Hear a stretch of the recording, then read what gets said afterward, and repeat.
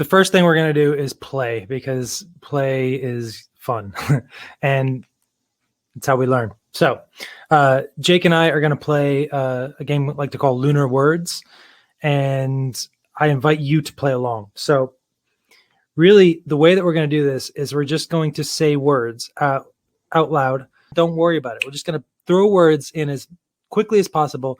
And unlike some other games you may have played, the words do not have to have any relationship to each other. There's no relationship necessary. What we're trying to do is get words out as quickly as possible. The first one that pops in your mind, go ahead and say it. Okay. Ready, Jake? I'm ready. Pink. Speaker. Horde.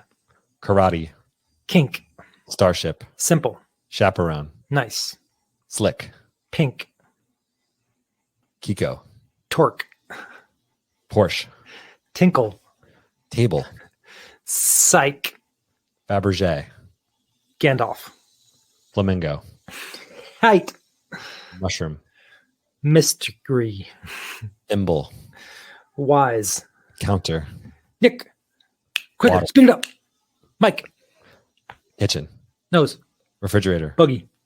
Smoothie. Helpful. Blender. Headphone. Spinach. Okay. Woo, woo. All right. Check it out. Check it out.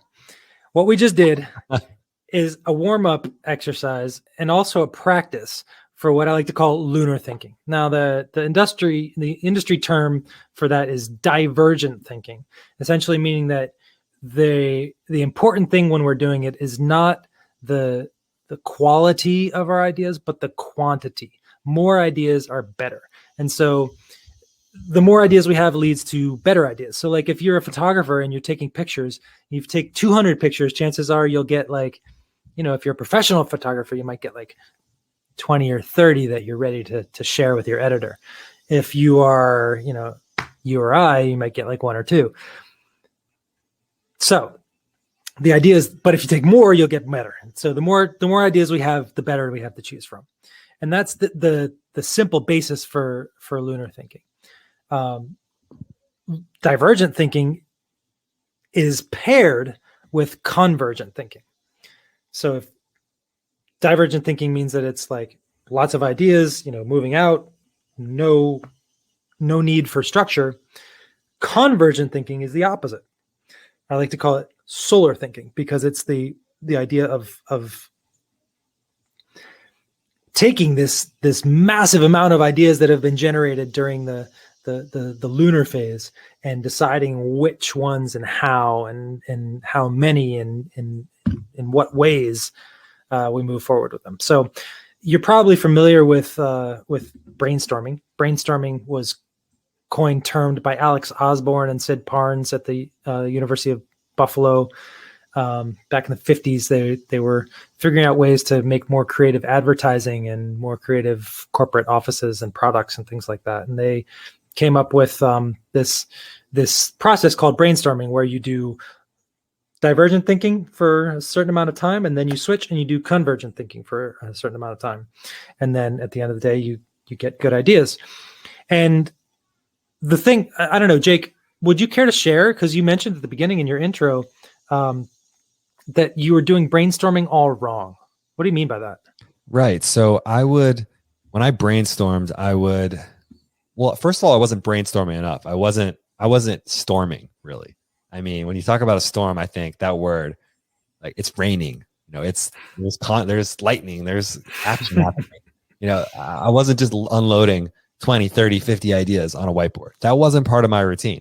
I would say I was getting stuck more. So I wasn't even trying to brainstorm. And when I did try to think of ideas, I would get too critical of them. Or when I did it with a group in particular, my team would get critical of ideas before we'd even really gotten the ideas out on the paper, out on the board. And there was this feeling of stuckness and of anxiety around creative.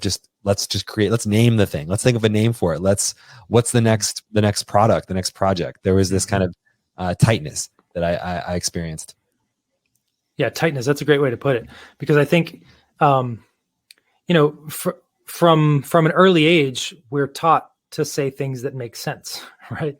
And so we have this you said it well, in groups, there's this often sense of being judged about what we say. And so being very careful about what we say. And so the internal filter turns on even higher often than the external filter. But because we have this sort of like internal filter that's so ingrained, it's really hard to break away from. And what this idea of lunar and solar thinking posits is that it's really important to be able to do that. And like Jake said, to get out of this kind of stiffness and this stuck pace, it's important to have this space where anything goes. And so what I like to say to my wife when I say a wild and crazy idea and she's like, no, tells me all the reasons why it's not going to work, is don't solar my lunar. Come on, let's be lunar for a while. Let's play with possibilities. Expansive. Yes, and is a great way to respond to somebody when you're in the lunar phase, right? Yes, yeah. And yes, and how many different ways can we do this? Yes, and yes, and yes, and good. One of my mentors, Tim Harson, likes to talk about the third.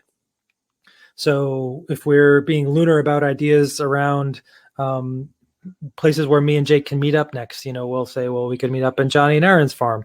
And so the first, third of our ideas are going to be the things that are right off the top of our head. The second third of our ideas start to be more interesting. Well, we could go to that state park that's nearby, or we could go to, and then the third is where we're like, well, we could meet in Kazakhstan, or we could meet in Afghanistan right now, which is maybe not but hold on, I'm judging whether or not Afghanistan is a good idea for us to meet right now. Turn that judgment off and just let that be out there. Yes, and, right? And let that go. And then we can take a break and say, okay, all right, pause. Now, of all these ideas, which one are we going to do? And there's lots of different ways to do solar thinking as well. There's lots of different methods and tools, and everybody has their favorite ones that they do individually or with groups. Whether it's like putting dots on the Post-it notes, or you're actually taking votes on things, or numeric votes. You get 6 votes, and you get there's all kinds of different ways, and that have different strengths and also limitations in terms of how you get to the kernel from within all the massive number of ideas that you've created. And honestly, I feel like that's less challenging than really getting out there and doing things. Well, I say that with a caveat because it can be really easy just to fall back into the safe things. And as Sid Parnes, one of the inventors of this, like to say, it's a lot easier to take a wild idea and pull it down to earth than it is to put wings on a mundane idea.